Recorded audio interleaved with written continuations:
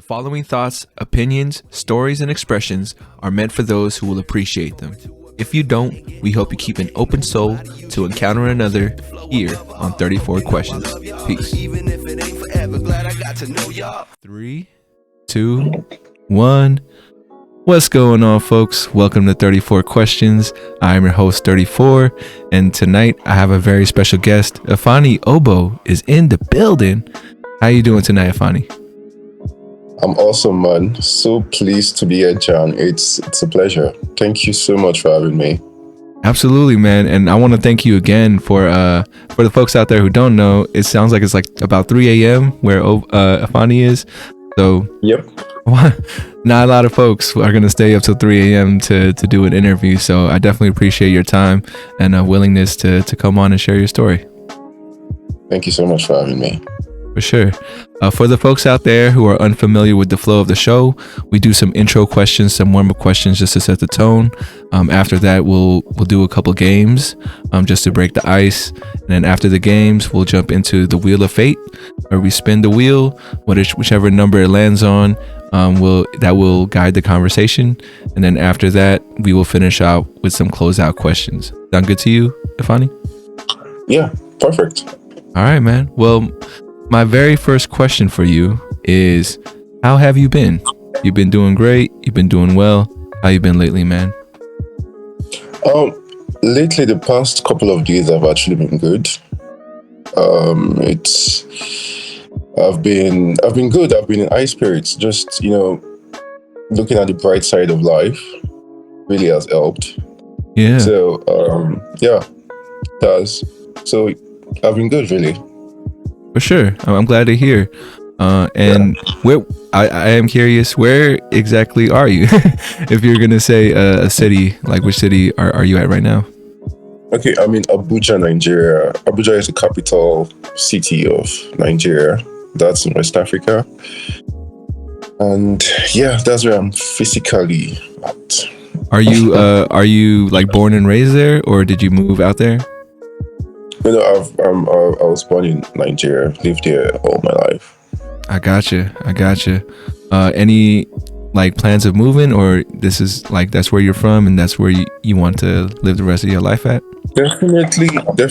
I'd love to move. I mean, right now I have a lot of thoughts about it, but I actually need to start making plans, like concrete plans. But yes, I do want to. Yeah, I do want to move. Yeah. I got you. Where would you go, if you don't mind me asking? Europe sounds fantastic. Europe?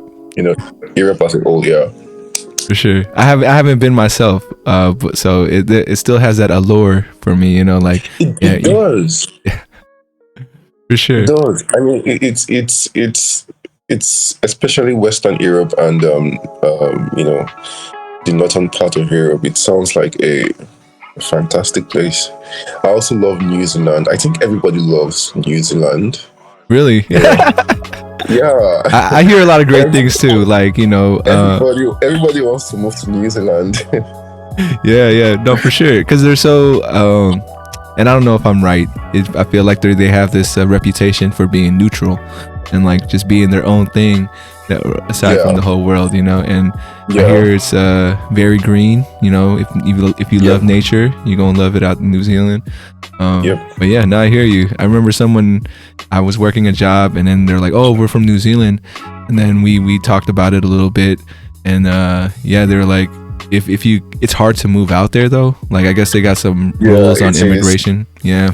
I mean, if it wasn't hard, everybody will move.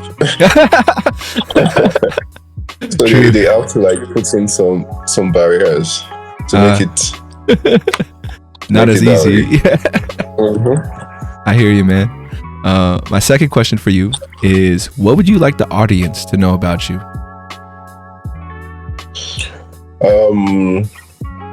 I'm a writer. That's really like the basis of my existence, because I believe everybody is born with a gift. I believe everyone is born with with the purpose, and I think for me writing is that. So writing is my gift, writing is my purpose, and I believe if there's anything anyone should take away about my personality or what I do, I think writing should be it. How long Should be you at the been? foundation of it. Oh, what was that last part? It cut off a little bit. No, I said writing should be at the foundation of it. I got you. Yeah. How long you been writing for? Or when did you discover that this was your power? So I was back in primary school. I don't know what it's called in the US. I think it's called grade school in the USA. Yeah, I used to read a whole lot. Like I could just like spend the whole day reading books. And the thing about reading is that after a while you start pouring out the words you take in. So, yeah.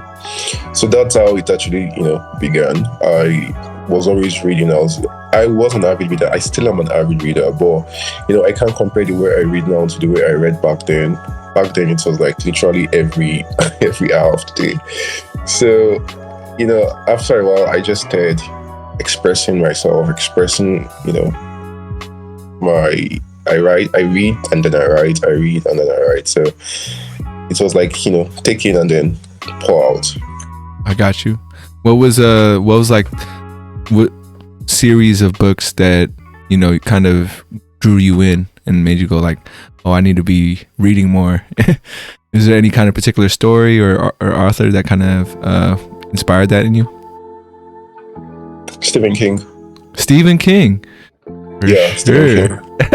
Yeah, I loved his early books like Firestarter, which is still one of my favorite Stephen King books, one of my favorite all-time books actually. Firestarter, I loved the story. And just his other books like IT, Misery, those were like one of the early books I read back in the day that I really enjoyed. These days I read more of non-fiction than fiction. But back then, like, it was a whole lot of Stephen King, Christopher Pike. I also used to read a lot of romance novels. That's what's up. There was this series of novels called Meals and Boons. And I used to Meals and Boons. Okay. It's like a platform, kind of like I don't know if you know the Animorphs. Yeah, I do. Yeah. So it was kind of like a platform where just for romance stories and stuff.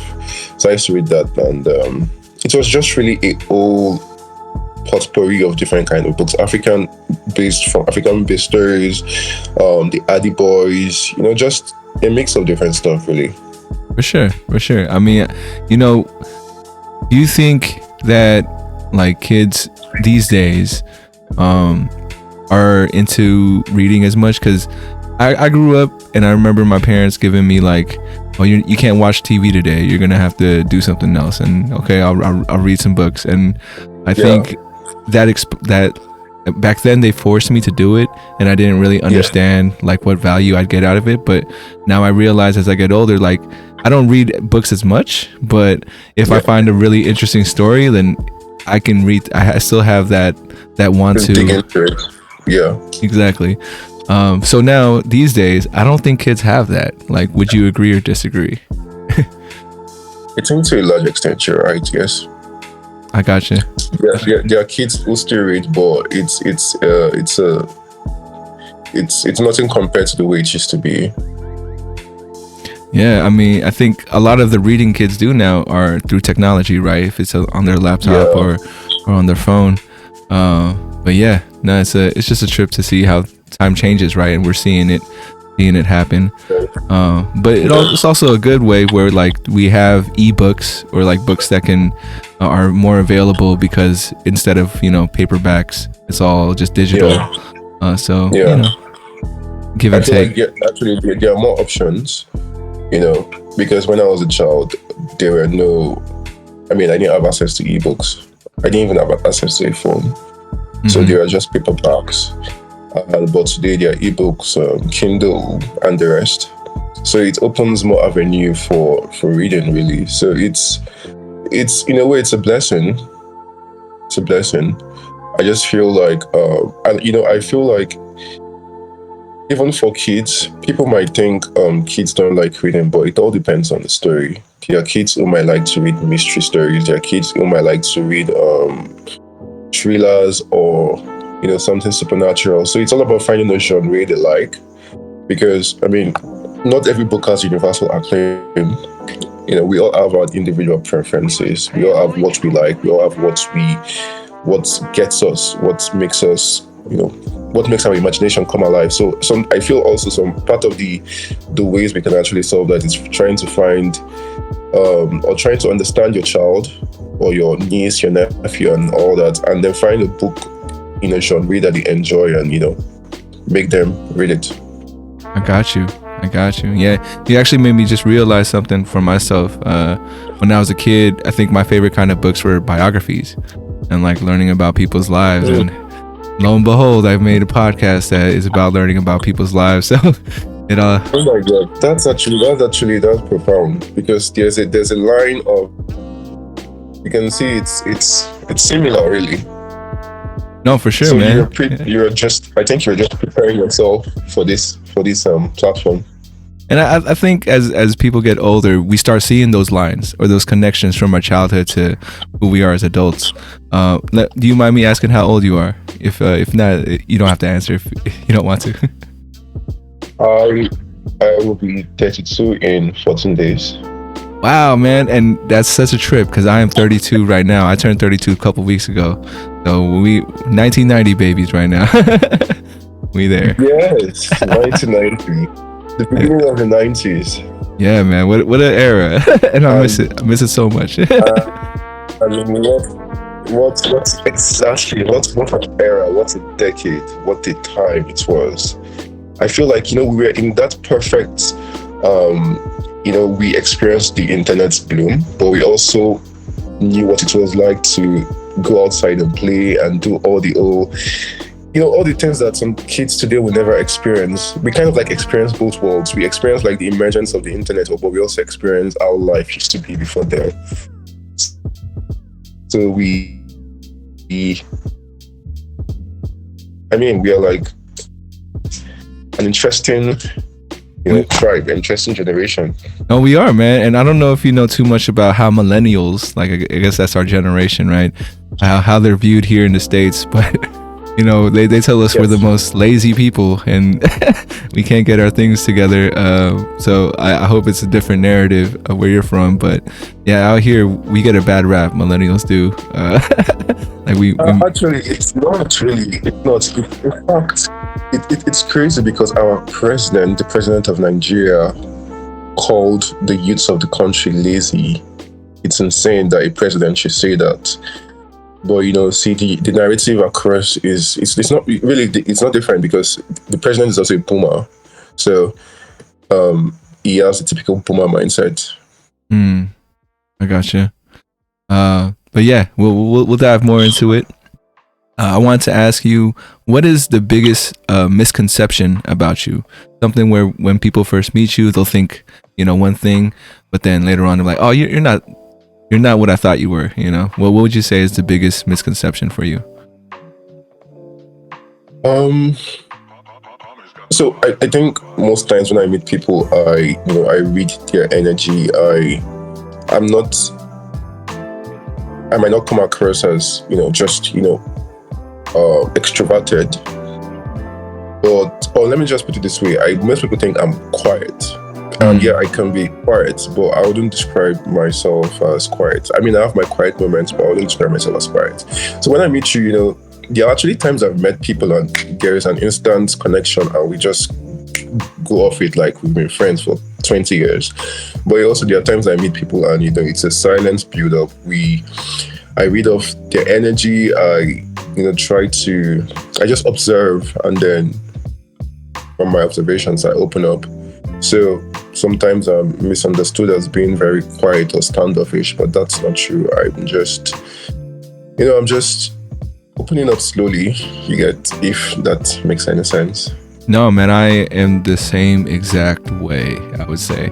Like in new situations, I'll be quiet at first, and then when I feel like I can connect with people, and this is the hard part for me, is because because I don't like to do the small talk and I try to get really deep with people right away, that for people who aren't comfortable with it, they'll definitely be like, hold on, man, like, I don't know who you are. Stop asking me these questions. But, oh my God, I'm just like you. I dislike small talk. It's literally like the mental equivalent of someone scratching their nails on a board. I just want to get into like the nitty gritty. It's not about deep talk or having a deep conversation with someone. Really, it's just in the end you find out that you guys have a lot of similarities. You find out that you guys have a lot of common ground, but you wouldn't know this just by talking about the weather or basic stuff.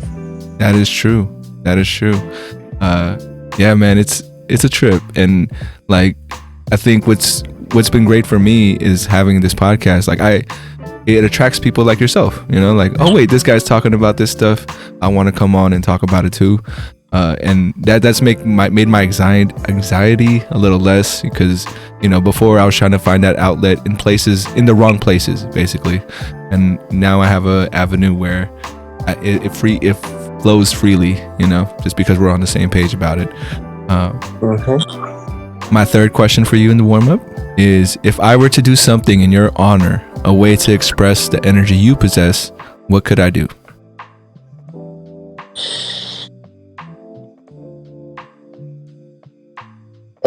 If you were to do something in my honor, I would say dedicate a book to me or something. For sure, man. I got you. I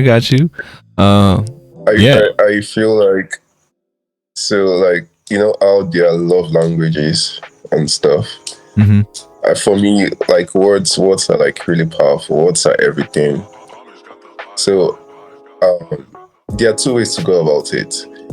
First, in a way to honor me, I feel like one way is to write something really profound that does not just benefit me, but benefit the whole world. Like, I see myself in it. Some guy in Vietnam sees himself in it. Some lady in Kenya also sees herself in it. And then the second way is to, like I previously said, write something and dedicate it to me. Like, that's what could be more beautiful, eternal than that. I got you, man. Now we know, and I will definitely remember that. Because I am a writer myself, or I guess I've been on and off with writing. My first love was hip hop and rapping. So, rap is poetry. So definitely. So you've written some songs, I believe. Yeah, I've written some songs. That was my first dream when I was 12 years old. And I chased it for maybe about 15 years, and I never. Who are your favorite rappers? My favorite rappers of all time, like when I think about my childhood, Nas is probably the number one rapper for me, and because of this, the content of the what? Sorry. No, I said he's a legend. Oh yeah. No, for sure, a legend. And I can't say that I've grown with his music, because I know his style is kind of, I wouldn't say it's changed, but he does talk about different stuff as he gets older. But like his early years definitely spoke to me, and I was all about it. Tupac, Notorious B.I.G., DMX, they were also like probably like the four pillars of my introduction to hip hop. That's another thing. That's another thing about being in the 90s, being born in the 90s, because we got to be alive at that very raw stage of hip hop. When hip hop was like really at that nitty gritty stage of it. That was such a beautiful time. Yeah, the golden age, right? They call it the golden age of hip hop. Yeah. And then so I was gonna ask you about what was it like? What was the process for you of getting published as a writer? And for the folks out there who don't know, this is not just ordinary writer. If you go Google his name, there's like I don't know if you ever Googled your name, but there's a section where you pop up first, and it has like your picture and your description of like your name, and then that you're a writer. I don't know if you knew that. Did you know that? Yeah, I mean, I'll be lying if I said I've never Googled my name before. Got you. Yeah, I So mean, yeah, I've done that. for sure. I mean, if you Google 34 questions, you're not going to get the same results as if they Googled you. But man, I forgot what I was going to bring up about that. But yeah, your process of getting published, did someone reach out to you, or were you the one that had to look for a publisher? Yeah, for the first book. So do you know the page, The Humans of New York? The Humans of New York? Yeah, I've heard of it. People have told me about it. Yeah, I found my publisher in the comment section of The Humans of New York. Yeah. Wow. So it was, totally random. This was back in 2015. That was my first book. And there was a post, and there was a comment on the post. I can't remember what the comment was about, but I remember he replied to the comment telling the person that he just opened a publishing press in New York and he could help them publish their stuff or something like that. And I shot him a message. I was like, I'm not the person you're referring to in the comment, but I have a couple of poems and I'd love to get published by you. It was like, who are you? Where are you from? And I recall saying I'm from Africa. It's so funny because I didn't want to say I was from Nigeria because unfortunately Nigeria has a reputation for like people thinking, you sending them messages and stuff means you want to scam them. So I just generalized it, and he was like, okay, you could send a couple of your poems, and I did, and it was like, yes, he wants to publish this. So it was a very quick and, because I had to, most of my early writing was shared on Facebook. So I had to try to compile everything I'd written on Facebook. Thank God for Facebook actually, because I know Facebook has a very problematic, it has a problematic reputation now, but I wouldn't have been able to share my writing or grow my writing or grow the community of people who read my writing without Facebook. And so I compiled all the poems I had on Facebook and sent it to him, and that's how the journey began. That's what's up, man. That's so crazy. And you shot your shot. You took a chance. And, yeah, exactly. I shot my shot. I slid into the DMs. That's what I do for this podcast too, man. But for sure, that's a great story. That's so crazy. Yeah. So yeah, that's how the whole journey started. And since then, I've written 2 more books. So totally, a total of 3 books now. Do you have do you have a number in your head as far as how many books you want out there, or you're just gonna let it flow when it flows? Yeah, I believe as long as I'm on earth, as long as I'm alive, there'll always be stories to tell. There'll always be a message to share, something to pass along, something I've learned I want to share with the world. And yeah, so. Do you have a novel in there, or is it you feel like poems is where you're gonna? Oh, definitely. There is a novel in there. There is a novel in there. I feel like that's actually what my next project is going to be on, really. Awesome. Because I've done poetry, I've done short stories. So yeah, that's the next step. I got you. I'm looking forward to it, man. I haven't read too much. I didn't read your whole book, I'll tell you that. But I did read some poems because I am into poetry. And yeah, I think it's definitely in the vein of what I think is a turn of poetry right now. It's this, and maybe I'm speaking out of my butt right now, but I think it's raw, it's raw emotions, raw feelings. And maybe I never really just read enough poetry in my life, but that's what I love about poems. You can feel when you talk about reading energy, you can read energy through poetry for sure. That's very true. All right, my last question for you in the warm-up. We're about 25 minutes in right now, but it's all good. Good conversation is always good. But on a scale from 1 to 10, how well do you know yourself?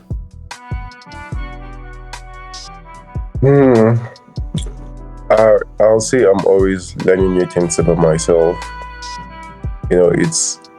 I believe it's a lifelong thing. Really, there are multiple layers to who we are as humans, and one interesting thing is that sometimes you learn new things about yourself when you meet new people. They open up a new world to you that you might have caught a glimpse of it in the past, but it was never fully revealed or explored until you meet people. Which is why it's good to travel. Which is why it's good to read, to get into the thoughts of other people and just have conversations with people. So I'm forever going to be learning about myself.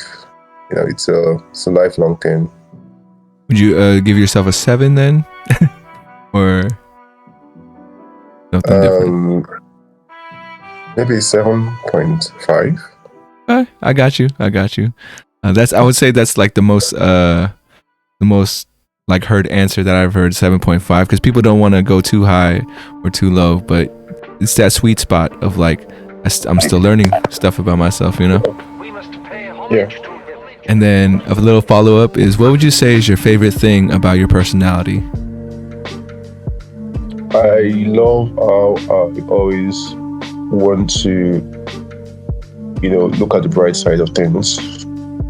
I always want to find the good. I always want to find the light. I always want to find, something to be grateful for. So I would say optimism.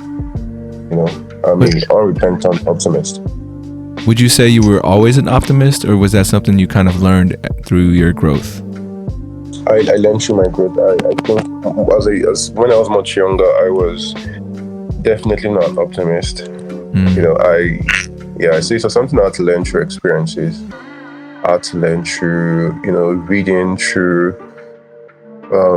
reading books really that opened my mind to stop using my imagination for just, for negativity and all that. And look at the brighter side of things, not just for myself, but for other people too. I mean, everybody has a story, and sometimes, we all do things that we wish we could change or we wish was different, but no matter what, I mean, if you look at the story, if you look back at some stuff, you see that there are some, bright sides to whatever happened. It wasn't like a shit show all through, if that makes any sense.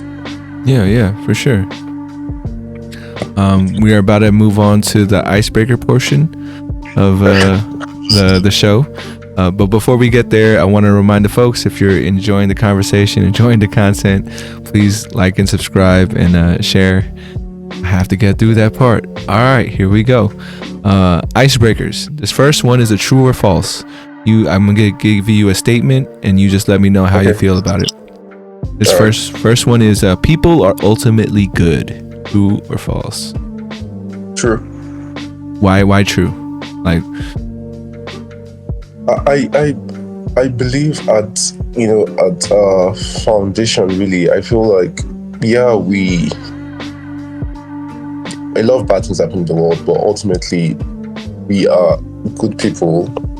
So how do I even break this down? So I feel like, it's just like looking at children.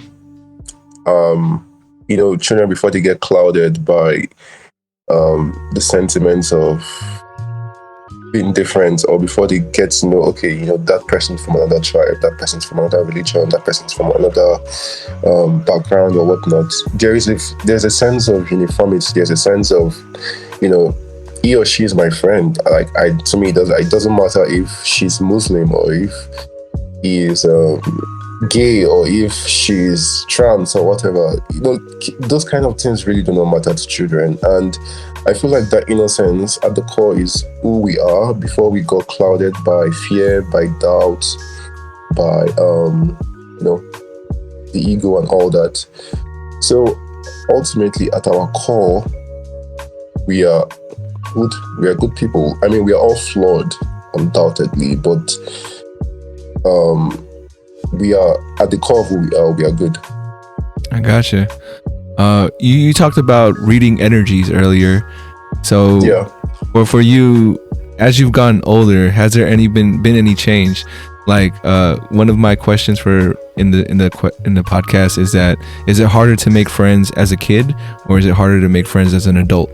You know, and I think, you know, my answer to that is that I think it's more challenging as an adult, because I think, you know, that you were saying that uniformity, or that understanding that, you know, we're all the same, though there's walls that get built in our perception, just because we're told that, you know, like, or the people or the group that we want to be a part of sometimes is telling us like, oh no, you know, like, if you're gonna be with us, then you can't be with those people, you know. So for you, and as far as reading energies, do you feel like that there's been a change, like from reading energies as a kid versus reading energies as an adult? Like, how do you feel like that percentage has changed, you know, between the good versus the not so good? I don't want to say evil, that sounds too bad, you know. So I mean, let me just put it in the way you spoke about. Was it easier making friends as a child than, you know, to make making friends as an adult?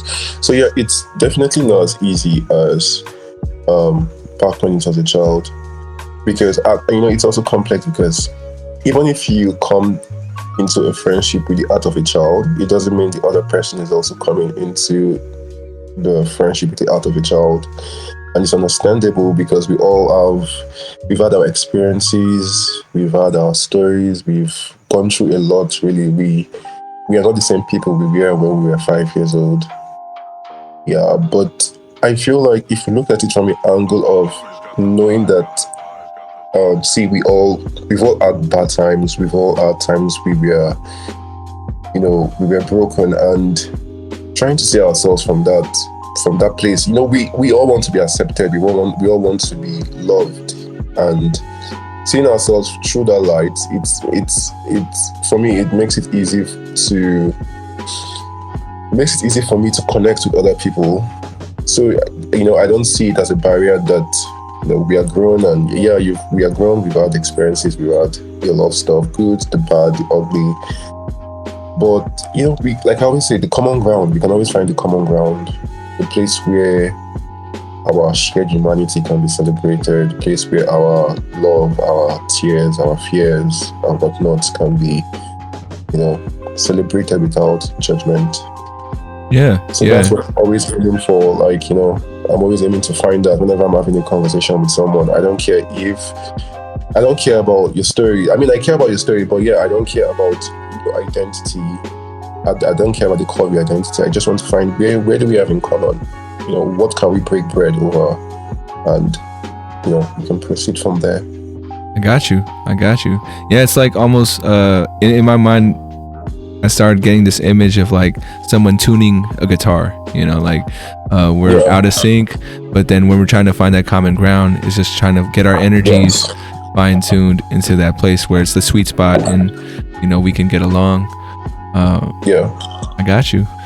There is another icebreaker, but since we're already kind of past the halfway point, I'm just gonna jump us into the Wheel of Fate, because I feel like that's where the meat of the conversation is.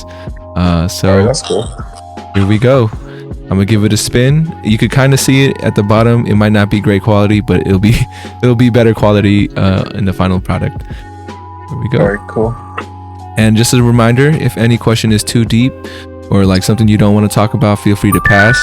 We can always adjust. Okay. So number 9 is your first question, and this one's kind of heavy. But what makes you feel alone? Being judged unfairly. I got you. Well, when do you think was like the last time, if you don't mind me asking, like that feeling came up for you? I feel like your question was, what time have I felt alone recently? Yeah. I feel, you know, there are times I read some comments on social media, and, you know, these comments are things that affect who you are, or these are comments that judge who you are or judge your identity, or, you know, so it feels crazy these people who have not had your experience, these people who have not walked the same road you're walking on, are misunderstanding and misquoting and just judging you. So, I mean, they might actually be the news, whatever, the internet, but I might actually be referring to someone else. But because I know what it feels like to be that person, or because I also belong to the same group or identity as a person, it makes me feel like, I feel alone, like I feel judged myself, even though the article or whatever wasn't referring to me. So I feel like, that's I got you. Yeah. No, I mean, I think for me, I don't know if you ever heard the phrase that like I feel attacked, or I feel like I'm seen. Exactly. Yeah. Exactly. Yeah. It's a trip, man. Like I don't know if you're able to do that with with your books and poetry, or like to try to ignore all the comments. Like, is that something that you've grown accustomed to after a couple of releases, or does it still seem to like hit you the same way it always does? Okay, so something at the very foundation of my writing, at the very foundation of my poetry and stories, is to tell the stories of people like myself, to tell the stories of so basically to just tell stories of people like myself. And I'm someone who's always rooting for the underdog. I'm someone who's always rooting for the outcast. I'm someone who's always rooting for a person that society has deemed as unacceptable. So with my writing, I'm trying to make them, say that, I understand your journey, because I've been on that path and I'm still on that path too. But this is just to let you know you are not alone. And, you might be far away, but we are on the same journey, and there is always hope ahead. There is always beauty ahead. We just have to take the next step. And that's the most important thing. Do you feel like an outcast still, or was that something you felt more so as a kid? More so as a kid, really. Which is why reading was actually very beneficial for me as a child. Very beneficial. It's still beneficial, but as a child, when you feel so alone, books were like my friends for a very long time. Just there was nothing like getting lost in a story. There was nothing like getting lost in a new book, in the characters, the stories, and just being in a different world. So as a child, I felt more of an outcast then. But as I've grown older, I've come to understand myself better, and I've come to understand the world better. And I feel like really the problem is not with who I am. The problem is more with the world's perception of who I am. And, in the end, that's their problem, not my problem. That's their thing to deal with, not mine. No, I hear you. And I think, that is a part of getting older. Like, we're in our 30s now. And I think around 30 years old is when I started feeling really comfortable with myself and just being like, this is who I am. And I don't think I'm going to change at this point, so I might as well, highlight the things about myself that I already know is true. Having these conversations instead of like before. I would say when I was younger, I was still feeling very anxious, like, oh man, I'm that person who thinks too much, or who wants to talk about things that no one else wants to think about. But now I'm like, man, that's who I am, and I'm gonna have these conversations no matter what. Like, I won't force it on anybody, but I'm gonna make sure people know that there's other people who feel the same way. But yeah, exactly. That's your superpower.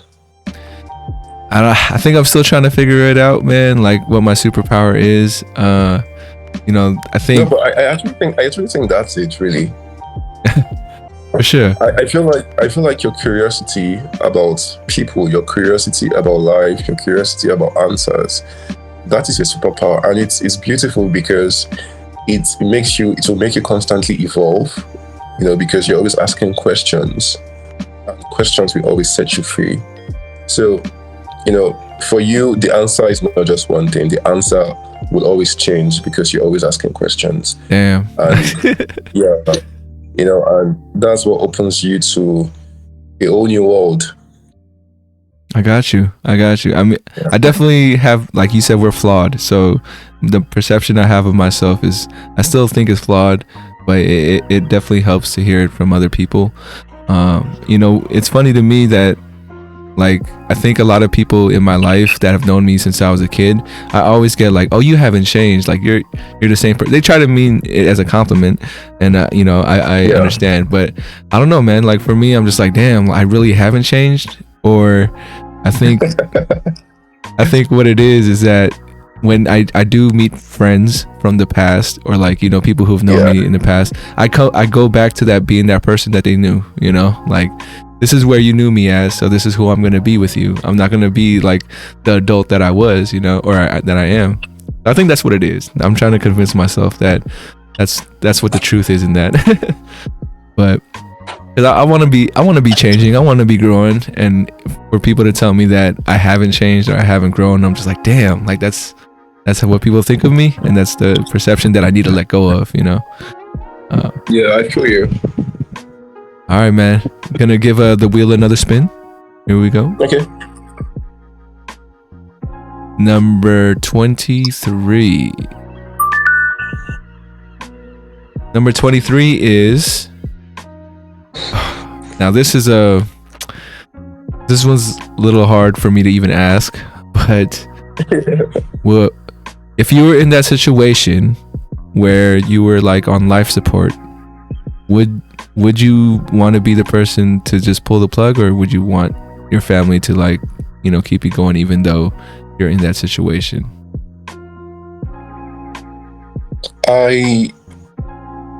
I'll say keep me going. Keep you going. Yeah, because I've read stories. Some weeks ago, I read a story of some guy who was in a coma for years. And then one day he sprang out of it, and he lived for some years before he died. And it was in the news that he died, which is how I got to know about his story. So, I feel like there is no... I wouldn't want to put that, that decision in my hands. I feel like, the story could still change.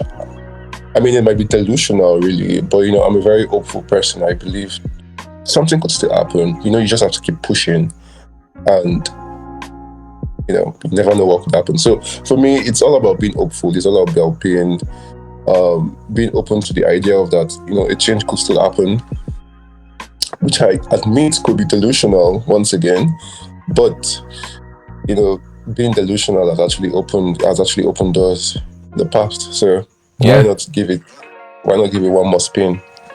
I got you. Yeah. I mean, I don't think even I have like a good answer for myself on that. There's a lot of things that go through my mind when it comes to having, if I'm going to give the responsibility to someone else, or like, because at that point, there's that responsibility is on the people making that decision, and you don't have a say in it. That's why I think I added this question, is just so people can, like, let's have something to refer to and be like, no, he said he wanted to stay alive, so we're going to make him stay alive.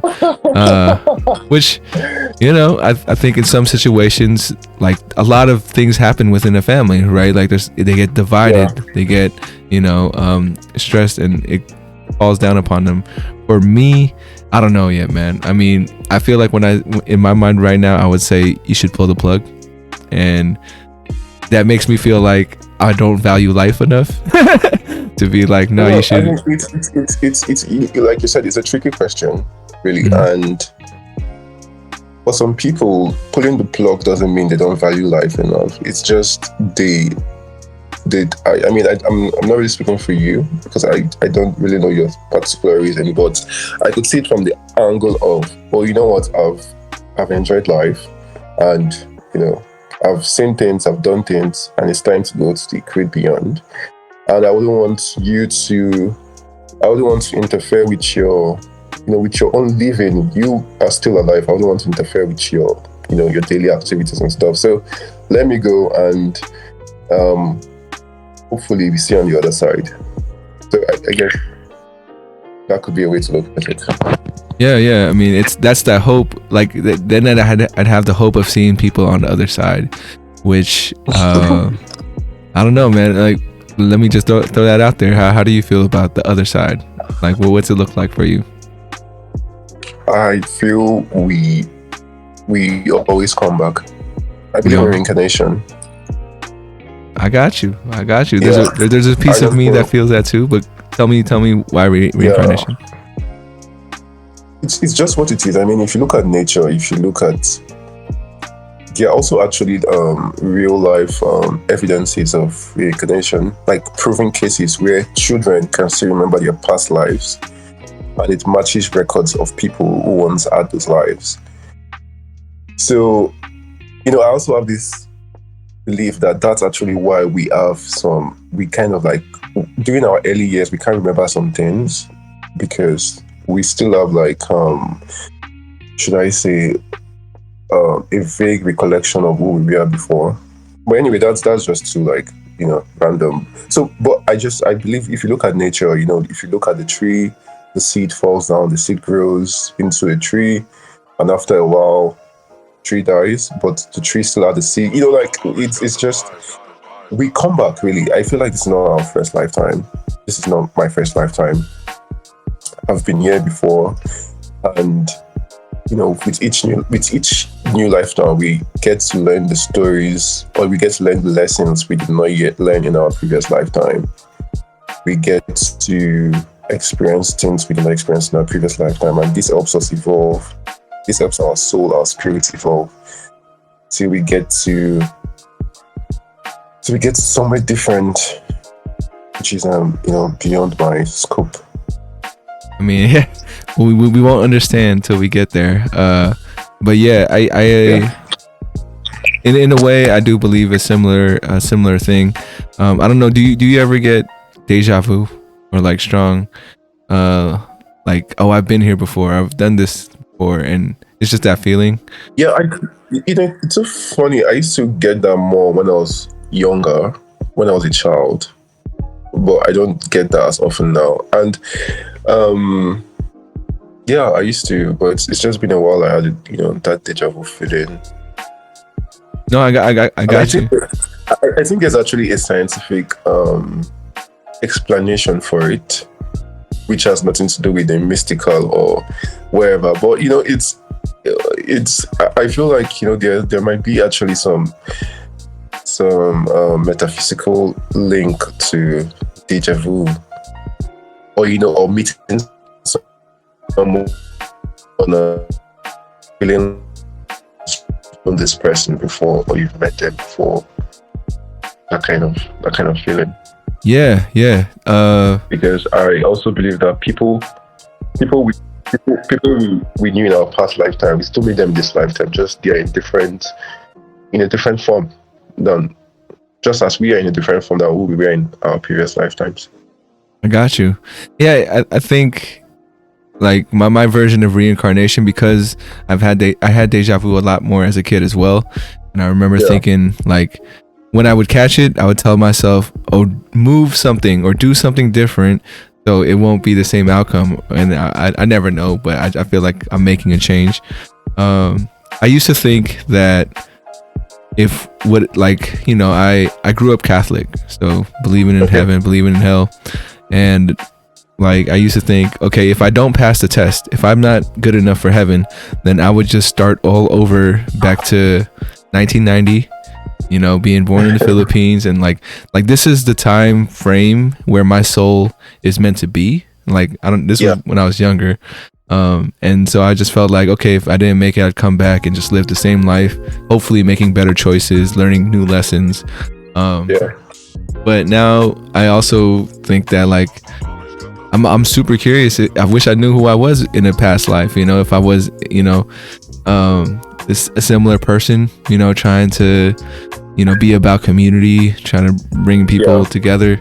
So I just hope the next version of me hopefully would be all about the same thing.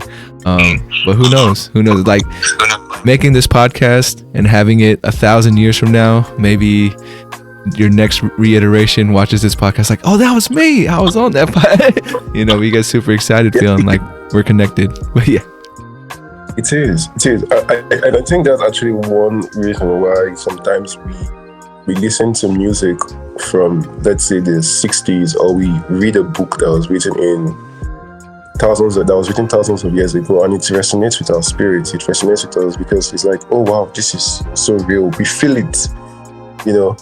And it could, in a way, that could explain, you know, this whole concept, because perhaps it's not our first time of experiencing it. Perhaps it's something we know deep in our soul that, okay, you know, I get what the writer or what the author or what the composer is trying to, the message they're trying to pass across. Which is why, I mean, sometimes people, you know, describe music as a time machine. Yeah. That's true. Now you're making me think about all, like, what have I heard or read that was like so far back that I felt like resonated with me in the present, and I'll have to do a little more digging for myself. But Ifeanyi, I wanted to say thank you for stopping by again. We made it to the closeout questions, and I know we didn't get to talk about everything, but if you're open to coming back in the future, would love to continue the conversation with you. Definitely, I'd love to. I really enjoyed thinking about certain things. For sure. And so this next exercise, before we go into the closeout questions, are you familiar with mantras? Yes. All right. So this is called the 34th mantra. Probably the most uncomfortable part of the podcast. I'm going to switch the screen. You're going to see yourself. You're going to be talking to yourself. And I want you to finish the phrase, I am, I can, I will. So each one is different. I can blank, I am blank. And here we go. I'm going to switch the screen. All right. Here you are. I am, I can, I will. Go for it. I am awesome. I can do great things. I will make an impact with my life on the world. I'll make an impact on the world with my life. I got you, man. I got you. I fully believe that for you as well. You know, I think the impact that we leave is really up into our hands, you know, like what we do with our life and how much we try to touch people. All right, here goes my first question for you in the warm-up, or in the closeout questions. I know, been a long day. This one is from my previous guest. Shout out to Devin. Okay. His question for you is, what was the last idea or thought that you wanted to do, but you passed on it, and why?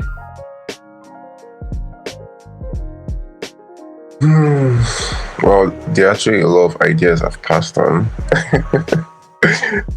So maybe I'd say I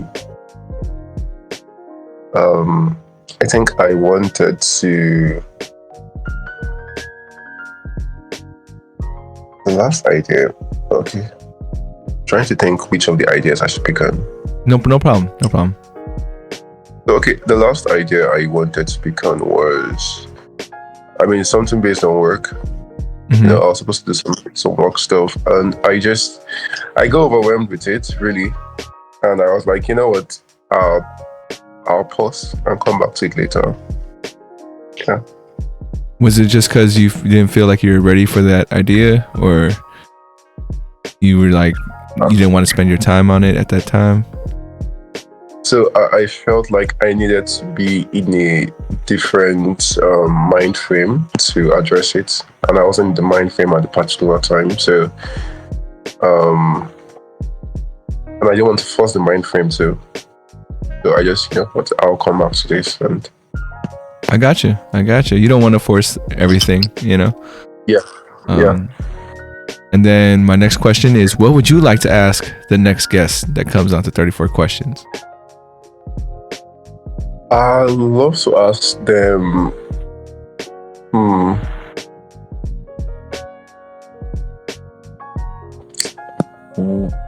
what would I like next to ask next guest? I think I would love to ask them if they could be on any reality TV show in the world today, which one would they want to be on, and why would they want to be on that reality TV show? Okay, I got you. I'm just writing it down. Which one and why?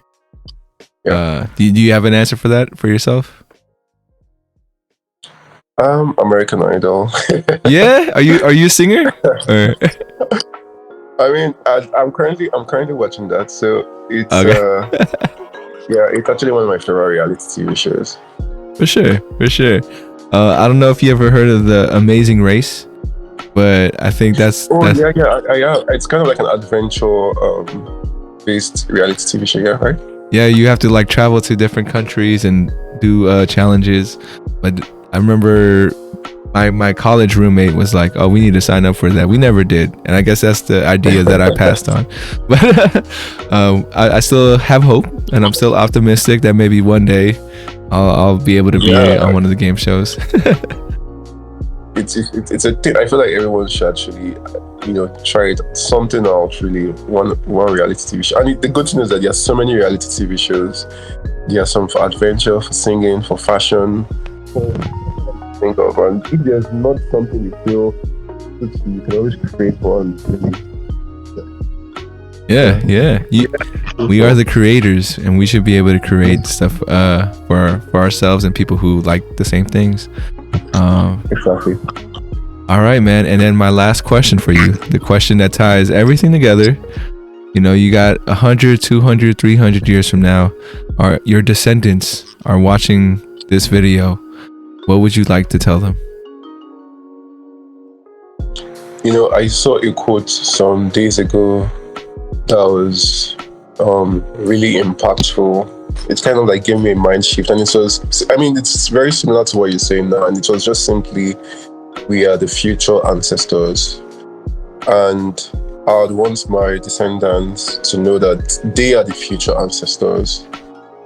And so everything they do, everything they say, their contribution to culture determines how life is going to be for the generation after them. So they need to endeavor, they give their all while they're alive. They try to make an impact on culture. They share their gifts to the world.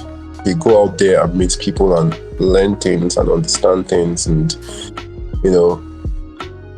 just basically try to impact the culture with your life, because that makes it easy for the next generation. So that's really what I'll tell them. And I believe I'm trying to impact the culture in my own little way, and I hope they do too. For sure. Now we know. Now they know, and I think they will value your words to them. But yeah, want to thank you again, Ifeanyi. I don't know, you have any last words before we head out of here? John, it's been awesome, like having this conversation with you at we started by 3 a.m. It's 4 a.m. now. Answering certain questions at 4 a.m. It's different, man. Like it's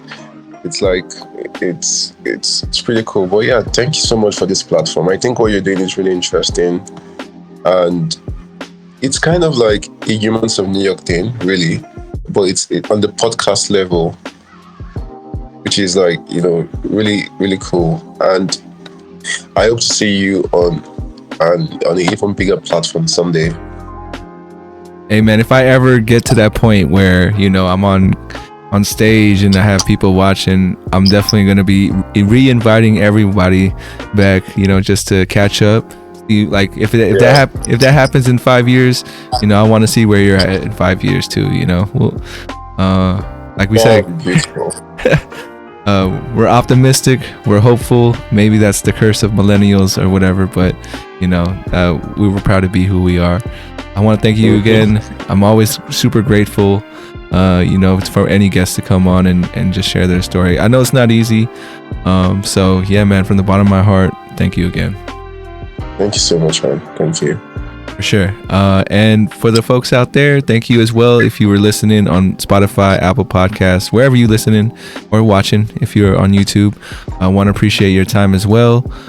Remember to reach out, reach forward. As always, much love, and we'll catch you guys next time on 34 Questions. Peace. And then it fades out from there, and that's the end of the episode.